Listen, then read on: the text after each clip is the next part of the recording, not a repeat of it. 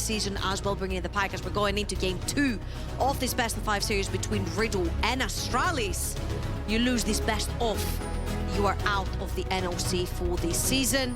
You can no longer contest for that last EU Masters ticket. And honestly, with how close that first game was that we watched, with how proactive Astralis was in the early game, now seeing the Lissandra, seeing the Wukong, seeing the Pike, like a much easier make plays. It's actually really interesting to see how Stefan is going to keep up with a bunch of the ganks that are going to be coming through from Kiba and Taxa. There's nothing like a cleanse here for Vladdy either into this Lissandra, so the moment the level 6 comes through, you can imagine exactly how much pressure Vladdy's Azir will be under. They have so many ways to try and get this game snowballing, and Astralis did a phenomenal job in the last game of making that happen. One man, though, made things very difficult as the game went on. He got the pentakill to end it out, and Jax Plank on his literal namesake right now. One of them looking to try and continue Riddle's winning ways. Jax to his Plank, of course. One of his two main champions locked in here into a pretty good matchup. Yeah. Jax is pretty good into the Gwen. Although right now we do see that Carlsen has got the Ignite, so that might be a very early game issue that Jax Plank might have to deal with. But as you can see on your screen right now, this guy averages almost 10 CS per minute, 9.3 per minute. His kill share is pretty high. A fourth of his team's kills go to his name. But his damage per minute, compared to how much gold he usually gets in a game, is pretty low, considering kill share and CS per minute. Now, why could that be? Well, our guess is he doesn't necessarily see too many champions. No, people see him and they go, I don't want to fight you. Or too many champions don't want to see him, and they don't go to his lane. So Jax Plank, a big pivotal part of Riddle's plan overall. Again, as you can see, the 4-man core duo, very undiveable. The Azir, the Rakan, make it really difficult for these 4 members to actually die to even a 5-man approach by Astralis. And again, same approach from Riddle, side lane pressure into a strong 4-man team fighting team. Astralis, though, have changed it up a little bit now. They have. Carlsen on a more scaling pick towards that late game, and Crispek again onto that hyper AD carry on the likes of Severe. I like this much more because you've got the proactivity coming in from the Lissandra and from the Pike, but you don't necessarily have to rely on that early game to go full 100% your way. I do want to bring this up as well, as we were both a little bit concerned by Astralis first picking the Wukong while leaving the Poppy open. Wukong's fallen out of priority a little bit, especially when Poppy has been available, and a lot of room for this Poppy to cause some havoc, and a bit of questions about why Taxa didn't pick up the champion here.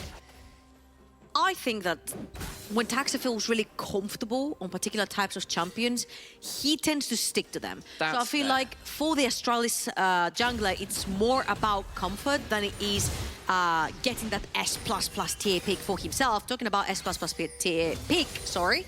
They're looking for a pick towards the top side of the map. Jax Plank is going to see that coming, but now Carlsen has his chance of freezing that wave very close to his tower. What that will do is that will allow Jax Plank to overextend, to try and either shove it in or try to pick a fight, which means that if Taxa is on the whereabouts, Jax Plank could see himself going down. Absolutely. The lane was pushed in, helped get his Poppy a little bit more priority to work with to secure that Skull Crab, which she did. Riddle trying to play this one out best they can. Both top laners teleport back in with a longsword and an amp tone, respectively. Bone Skewer lands onto Nash. They're going to try and turn this one around there with the grand entrance, but of course this is a Pike who can just dive underwater and heal himself back up. Now, talking about Poppy and how she likes to disrupt a lot of champions that dash and make plays, Pike is one of them. Pike likes to be doing a lot of dashing around. Wukong likes to do the same. You've got a few dashes coming in from Carlsen as well. But talking about dashes and, of course, mid lane with the Lissandra, Seneca with a very early roam towards the bot side of the map. They're trying to figure out where Stefan is, because you mentioned how if Poppy does manage to counter-gank, it becomes really difficult for Wukong to go in due to the Poppy W. So making sure you keep track of where that Poppy is in the early game allows Taxa a little bit more freedom as to what he wants to play towards. Talking about what you want to play towards, Kiba is already on his way towards the top of the map. He's literally running it down from top lane. And of course, Riddle will be well aware their early game last game was not great. They've already pinged bot side. Guys, he's gone. He's missing. Where is he? Is he mid lane? And interestingly, Keeper's actually ended up top side as Jax Plank has hopped in with that ward briefly disabled. Keeper's just going to help Carlsen shove in, and Jax Plank backing away wisely from this 2v1. He will not win this one, I suspect. Skiba with the Ghost Water Dive, out of vision for now. I think what a lot of teams have realized, it's not necessarily too important to kill your opponent, but shoving them away from their lane and depriving them off of early gold and experience is so important to try and put your laner ahead. Right now, as you can see, Carlson is sitting very comfortably at 10 CS up, and yes, there's a bunch of minions underneath Jaxplank's tower, but a bunch of them were actually missed. Very nice charge there on Stefan onto the race to actually hide behind and not get hooked by Kiba. But yet another 4-man going towards the top side of the map for Astralis. And there's a level 6 on Senkux, which means that Glacial... Frozen Tomb, I apologize. Glacial Path, Frozen Tomb. I always get those two confused. Lots of icy things. What is the Glacial Prison? Glacial Prison is Sejuani ult. Hey, well, they do the same thing. So Frozen Tomb, Glacial Prison, Glacial Path. One of them is easier to hit, though, because it's point and click. Basically, you could say one of them, and people will kind of get the idea of what they are. Lissandra is the easiest Sejuani, because it's point and click. I guess... You know what? I've not done a lot of thinking on that one. I asked Jankos, would Jankos agree? It's the same old. They're both glacial. If you ask like Smithy, he would definitely agree that Lissandra is the easiest Sejuani. Did you really have to do it, man? Literally after we just got it, there was a wonderful article written by the likes of people we're not going to have time to talk about because Keeper, for a very aggressive little play there towards, surprise, surprise, the mid lane, this guy has just not spent any time in bot lane at all. Real quickly, though, that will send Vladdy back to his tower. As you can see, Senkux is actually running the Ignite right now due to the fact that he has Spellbook, so he can swap his summoners around. The fact that you are constantly trying to force an Azir off of the lane or actually force him to E away from a lane or away from a gank means that a lot of that mana is actually being burned, which means you can't stay in lane, which means you need to back. Well, that amount of time that you've actually backed in your fountain, the opponent team gets more members on the map, therefore more time to get more aggressive vision, find the opponent jungler, and even go for a play. At this point, it was just Astralis putting in a little bit further vision inside Stefan's jungle, because again, they have been keeping very good track of where this Poppy is to try and make plays on the opposite side of the map. Indeed, and Astralis have got the tools here to basically pile on one person and absolutely murder them. Jaxplank and Vladdy, no cleanses to their name, and of course that is an immobile Jinx with Tom Kench, but like to save her. So definitely worlds where Astralis can do exactly what I'm saying. And keeping track of where Taxa and Kiba are on the map must be a paramount concern. Dun, dun, dun, dun. He's on his way to top lane yet again. Every time he's backed and he's on a reset, he's literally sprinting towards the top side of the map, putting Jaxplan behind, making sure that Carson gets ahead. Now he's going to spot him on the side as well. Carson is level 6, but he literally has a ginormous double wave underneath his tower that he cannot afford to ignore. Therefore, Kiba's roam, for now, is going to be slowed down by a control wall that went down into this bush. But as you can see, also Stefan on the top side of the map. 2 members, though, through River. Misses. Nice attempt there from Kiba, another lane gank this time around. But all the while, Astralis have used this opportunity to start up the Herald. Riddle aren't coming over and thinking about contesting this one. Very importantly, both supports level 5. None of them has their crucial ultimates to fight this, but Stefan has a very potent ult. You can knock someone away, make it a numbers advantage for your team. Keeper's verdict goes wide, and so Senkux now has an opportunity to come and get on top of the Poppy, who's utterly deleted. First blood goes away for Astralis to turn around with the Super Mega Death Rocket, not going to get that much down as Chrisberg has some ricochets flying, and they are bouncing through the Azir, but not quite secured. A little bit of family violence there as Sivir has a go at her ancestor. Yeah, and look at Kiba right there. He's ready to dive through that wall, try to have a go at Kevo, see if he can catch him. It's not going to be the case. It's just going to shove in that wave. But look at that. There's 2 carries of Riddle stuck underneath one tower, soaking up the same experience and gold from that one wave. On the other side, Astralis, they managed to get the kill. You said it. They've got so much gold power with the Lissandra and the Wukong that whoever gets caught in the glacial tomb, there you go. Frozen Tomb. No. Frozen tomb. Fiddlesticks is the term you're looking for. Fair enough. Whoever gets caught in Lissandra ultimate, there you go. Now I can't mess it up. The ultimate that Lissandra has. Yeah, ends up being deleted. And since it was Stefan, no smite means Astralis have secured themselves a Rift Herald. Now, where are they going to choose to put that Rift Herald towards? Because, again, in my opinion, not a lot of teams have managed to put Jaxplank down. Because we saw in the previous game, they put that Rift Herald towards the top side of the map. What does that do? That gives the possibility for Jaxplank to freeze his wave underneath tier 2 and never allow Carlsen to overextend to try and shove in and crush that wave, which means that Jaxman can continuously catching up in CS, in gold, in levels and everything. I'd say, if anything, try to break that mid lane. The fact that Vlad is on an Azir, it's a never scaling, ever wave clearing champion, really difficult to get him out of the picture to shove in his lane, right? So either give it towards Crispec down bot, get that severe rolling, or just open up mid lane for vision. Well, you asked for it, and it looks like Astralis is certainly thinking about it. Kiba and Taxa were just having a look into that mid lane. They'll The top lane take the we opportunity go. to say, well, maybe not the mid lane, but Jaxplank was a real problem last game. Let's try and put him even further behind this time, and Jaxplank saying, I just cannot walk. Guys, don't do it. He's Don't spawn walking. the It's gonna Herald. be a 4v1. Stafford's coming over. The teleport coming through. Frozen Tomb is down. The massive turnaround with the counter strike that buys some space. There's still going to be a death from below, though. X marks the spot. Turnaround's pretty good, though. It's Tax's clone. Takes a lot of the damage. Mega Death Rocket just goes wide. It is a 1-for-1. But critically, Taxa with the Herald dies. Yeah, and for a 4 versus 3, the fact that Riddle managed to come up 1 versus 1, they're catching the wave, they're not losing anything else on the other side of the map. If anything, they're depriving Crispec off of an entire wave. So if anything, I feel like Riddle lost from display. The top wave got pushed, bot lane's getting played, they have a Jinx, a skeleton to the late game, so just got 2-star platings as well. And if we see this dive again, I think Astralis need to call it off the second the teleport comes through. As you will see, Senkax goes in, but Jackson has already popped the ultimate, and he's jumped into his wave, which means whoever is following him is taking tower. So if that someone is Senkax, and the second he has to flash out and get out of dodge, Taxa gets trapped between an Azir and a tower, which end up in Taxa's death. 1-for-1 on the 4 versus 3 underneath the tower. Riddle take those. Jaxplank takes the opportunity to hold on to the mid lane, because of course Vladi teleported towards the top side to help turn around that dive, or at least even it out. Still, he's now back, and at some point those laners will switch around again. Kevo gets hooked, takes a lot of damage, but the quickness comes through, doing what they can to turn this one around. So much damage on the Chris, but he's got to heal. It's going to be so damn close. Gets the kill, Kevo. Nice to run away, use the minions for cover best he can. The bone skewer, big charge. Flash for the autos, though, secure it for Kiba. Makes that a 1-for-1. Both AD carries fall. I don't think that's also not worth it for Astralis right here, because Kiba did not get the kill through the ultimate, which means no money went over to Crispec, whilst on the other side, Kevo is the recipient of the kill, so another 300 gold for the Jinx.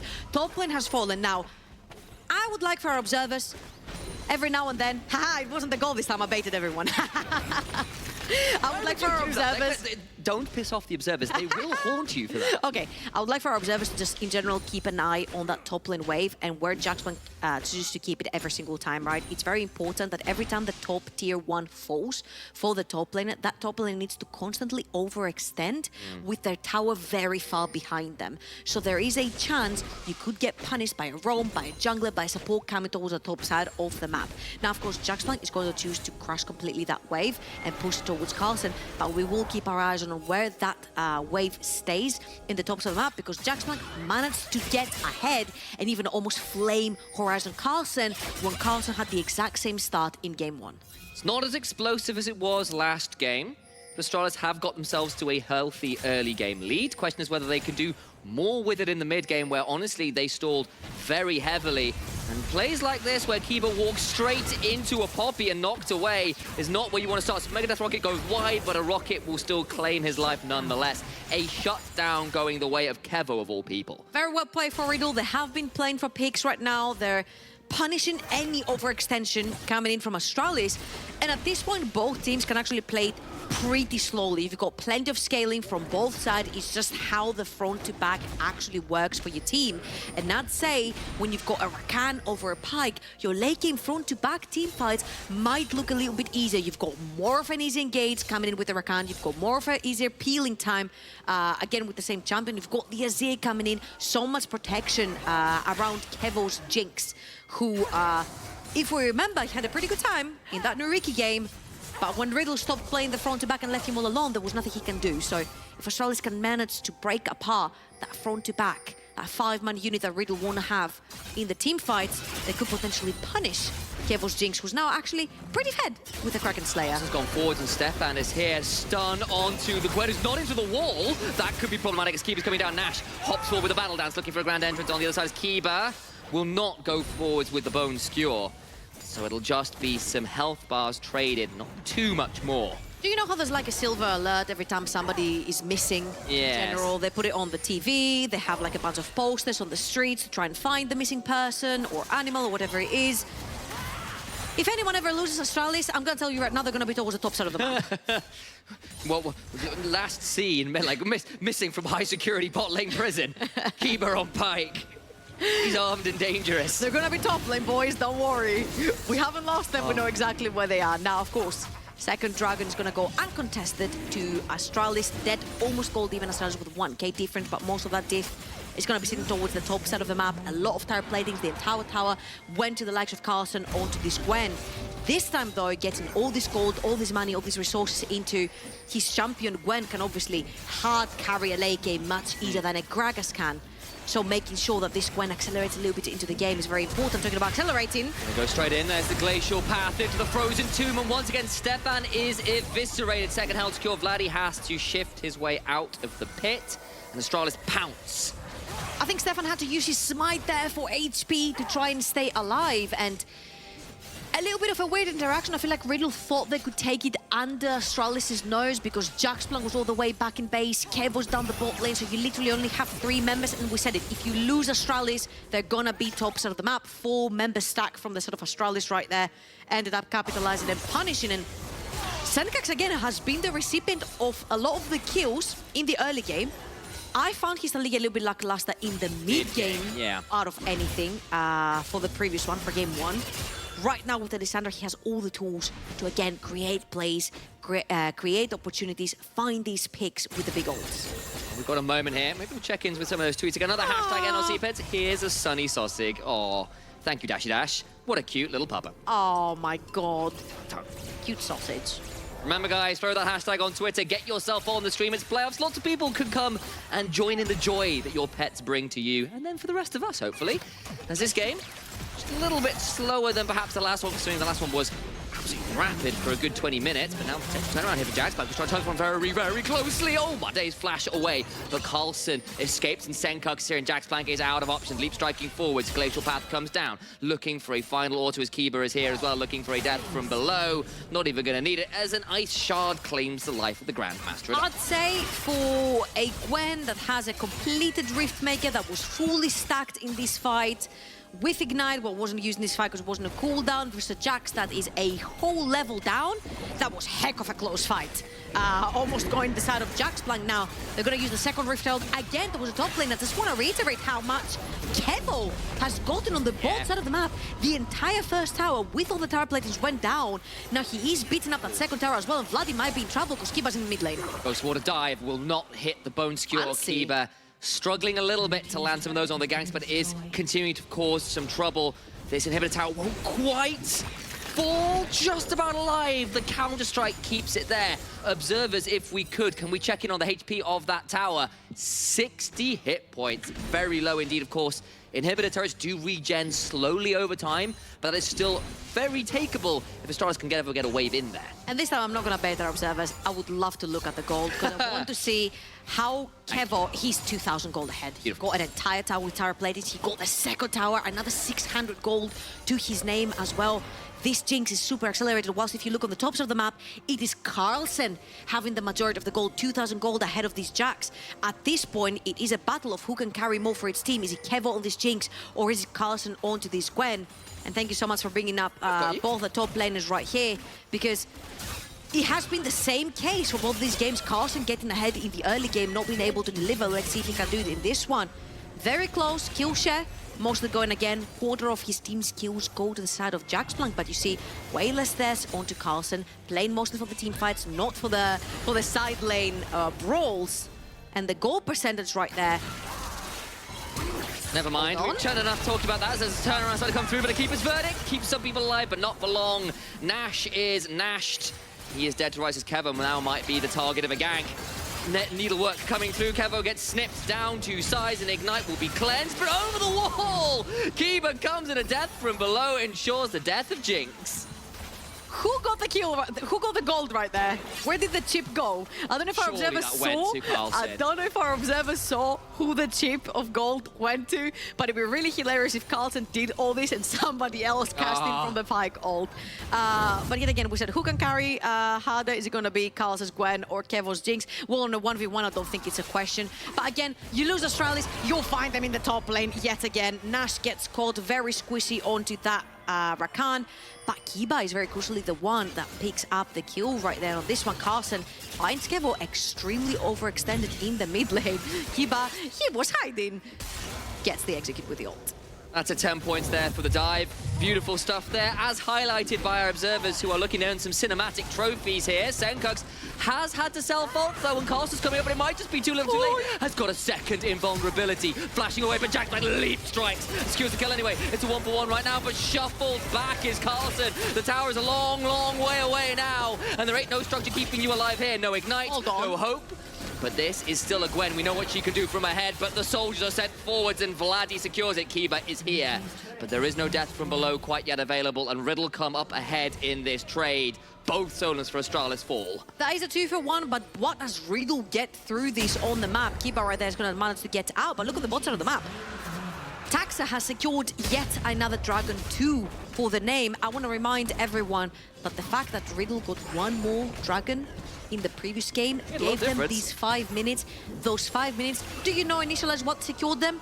Infinity Edge on Yone and Death Cap on Kevo's Seraphim. That's a pretty big item. That one dragon that they got in the on the map gave them these huge power spikes that helped them turn the game around again. If we see this, Jaxpunk versus Senkax this time, and look at the counter-strike. He pops it right before the claw starts disappearing, which means that Senkax is not allowed to jump to his claw. He buys a bunch of time, obviously, with the ultimate and the zones for Carlson to get in, but Jaxpunk has a lot of mobility, manages to jump back up, and this whole meantime, Riddle had also been roaming towards the tops of the map. Kiba was way too late. Carlson almost survives right there. Believe that. I mean, at least it's a Zonya's not just a straight stop. Senkux about to have it happen again. Mid-game for this, Lissandra has not been that clean, but here come the rest of Astralis. This time they are looking to punish Jax. Baron. It's a 1v4, but there's no way that can happen. Baron is happening. Can Astralis get over here quick enough? The last time they went bot side, Jax blank called too many members, and they've got to try and turn this one around now. There is TP, there's 3 members running up with Sivir ultimate in the river. It's done. They've got the Baron. Senkux will get in, but he's knocked away with the keeper's verdict. And the verdict is Riddle with a big map play. Nash can get over the wall. Kevo is running away fast as he can. Over comes Kiba trying to turn this one around. Nash might be the sacrificial bird. He is taken down. His wings plucked. Oh, they want more. Trying to trade over the wall. Flash, because he doesn't have enough available. Kevo cannot trade this one out. They get 2, but 2 members still have Baron. Stefan still going to not quite get it, but Kiba with the bone skewer. Trying to make this one happen. Will not quite secure the kill nonetheless. And Riddle get Baron in trade for their top laner, but at least Astralis pick up a few things on the map to boot. Okay, so 3 members die for Riddle, 2 only Baron buffs remaining for themselves, and again, 1 kill onto Jaxplank, and Riddle goes straight to Baron again. Jaxplank, he was like a magnet to 4 members of Riddle down the bottom of the map when this purple worm is up for grabs and you have a Jinx. You need to respect how fast this Baron goes down, but Astralis, at this, they were really quick on the trigger. They punished 3 members that would have the Baron buff, and only 2 remain on the side of Riddle. Also getting the flash from Vladdy, very important, because this flash shuffles from Azir can cause a lot of problems in the backline for Astralis. Mind you, they picked up 3 kills for the side of Astralis during the Baron, and that mid lane tower, which is very crucial if you need that river control for the next dragons to spawn. And it allows them to stay in the game that little bit longer. Baron will last till just before this Cloud Drake spawns. It's not at soul point yet, so they could still give that away. There's no Baron for Astralis to take either. And you know what this gives Riddle? More time to scale. We know what they do when they are given opportunities on Azir, on Jax, on Jinx to get ahead, or at least get even. I don't know what you're saying. I'm seeing 4 members of Astralis top lane again. The gang squad from Astralis has been continual thing. Observers at this point, we might as well cut them up. We do not need the 2 bottom quadrants. Like, they're just, you know, they're basically just filming a new Oceans movie every time. It's Oceans 4, as starring the Astralis members. And poor Chrisberg is like, well, guys, what am I supposed to do? I'm just, like, left by myself in some other part of the map. Talking about being left by himself, I think he's done pretty well.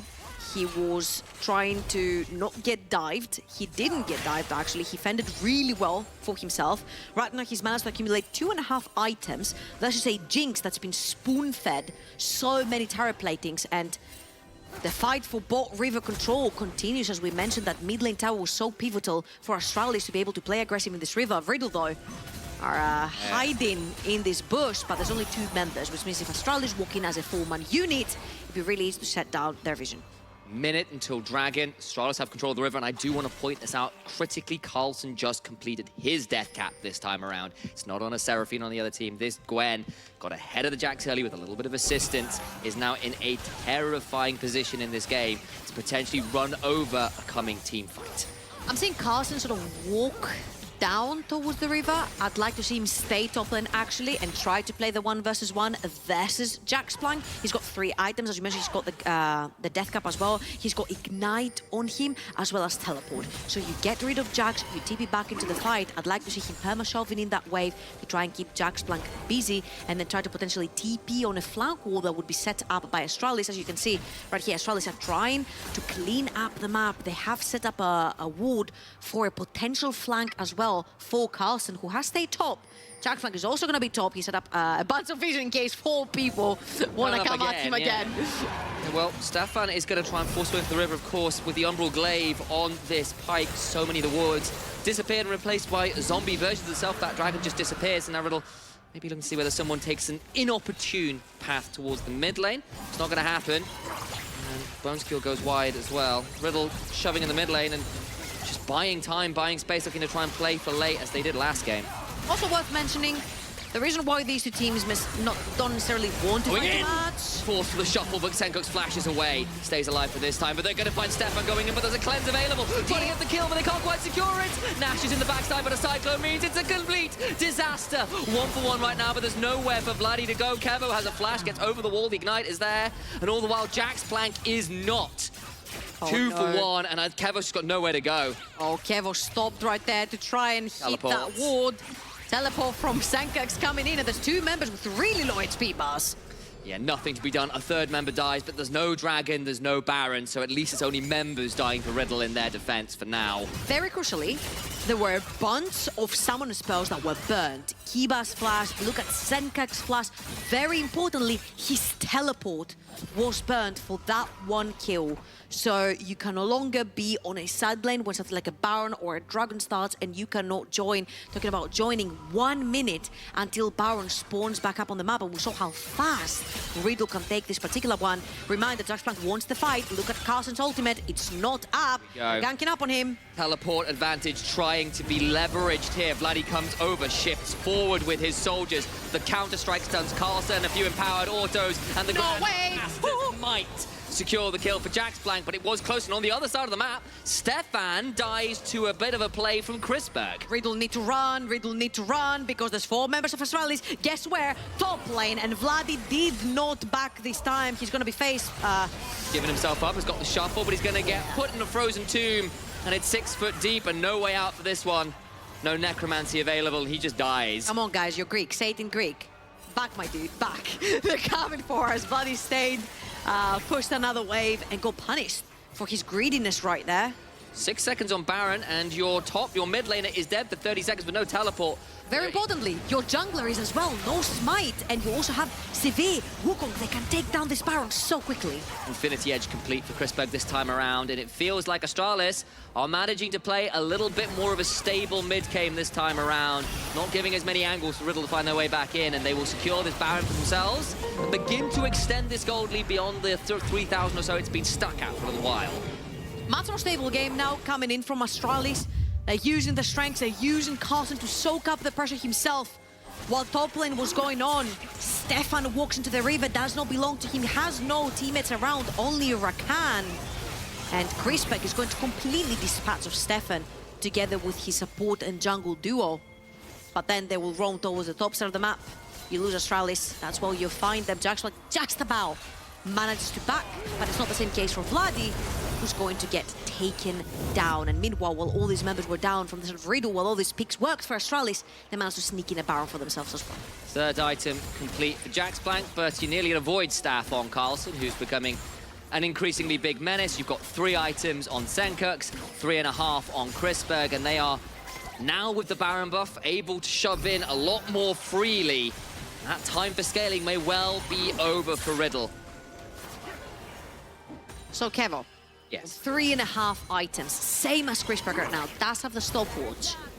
Riddle need to stop playing for sideline at this point, and they need to start playing their front to back. Create room for Kevo to put down his auto attacks, because so far he's been completely deprived from just putting down auto attacks in a team fight, because there's no team fights. It's been all about who gets to kill the top laner first from both teams, and then somebody gets caught in the transition. So that Jinx has never really truly come online in any of these team fights, because there hasn't been many team fights for this Jinx to actually play the freaking game. And especially since most of your gold went into this Jinx in the early game, use her as your tool to success. Stefan as well on this Poppy, having a bit of a rough time, not really had a huge impact on this pick despite how priority it is. The siege continues in mid lane, the cannon keeps on firing its way forwards, the soldiers are commanded to shift towards an attack, and Kiba chucked pretty low, but of course this is a pike, and when he gets out of vision can heal up a lot of that missing HP.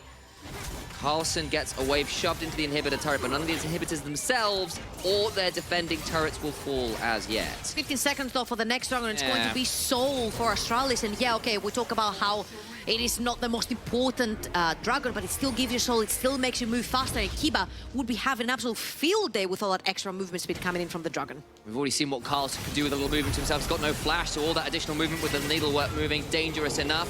We'll see how it works shortly, because he has now got the soldier. His name is Senkux. He is into the mid lane trying to control that wave, and Riddle just had to give it up. No way to contest in any reasonable way. And this has been the only game out of the two where Astralis keep punishing Jaxplank. They put him behind on his Jax, and they have not yet allowed him to get back into the game. It was a 2,000 gold lead for Carlson when he left lane. It's a 3,000 gold lead for Carlson still. He keeps updating and developing on his gold leads right here, and this Gwen is actually doing a bunch of work, creating all that space for Chrisberg to put down the damage together with Senkux.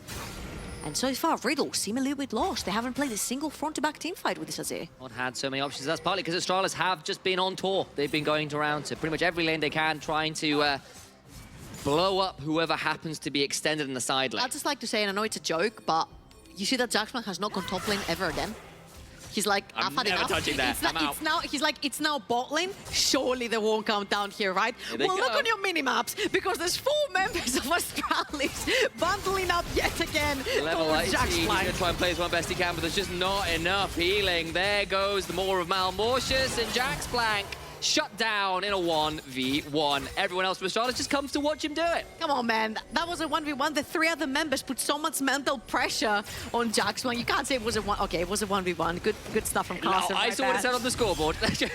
Good stuff right there for Carlson on the solo bolo. Again, they've shut down the Jax, and they've not allowed him to come back into this game. Now they can use the pressure of having the numbers advantage on the map. Nash goes in and goes out. It's just the Shirelia's pop, all the while Carlson just deletes this tower. So much AP to this Gwen. They need so much scissors, like complete wrecking balls, destroying structures left, right, and center. Inhibitor number 1 falls in the bot lane. And let's see what objectives are coming up as well. 1 minute and 20 seconds until the next Baron. And teams need to start setting up right now.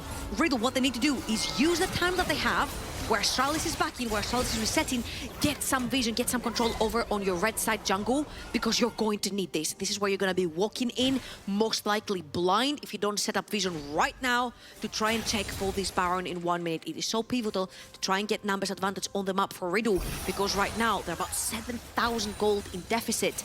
So they need to use the body's advantage to try and gain some control over their own territory. This Jinx really hasn't seen a lot of action recently. It's been Astralis, as you said, turning away towards side lanes and making things incredibly difficult. Look, this Carlson's got a stopwatch plus 4 items. He's a nightmare. You've got a GA now on Taxa. Death Cap just completed for Senkux. The Bloodthirster in for Chrisberg. Riddle in a very difficult position, especially if they can't stand the burst that Astralis can bring onto a single target. Most importantly, that mid lane wave It's going to be so important for both teams. They want to enter the river. Keep on the side. They're deep in flank. They're going to throw down the Flame Chompers, though. That could be a very ill-opportune moment. Sen cooks that teleport, immediately punished Stefan, though, so very low. Emperor survived, forced attacks it down. Stefan just about alive, but he's dead. The jungler is gone. Now, Jaxplank is on the side, looking to maybe find an angle in, but can't quite find it. All the while, they're still hoping for Carlson, a real threat. So much damage, a double for Chrisberg.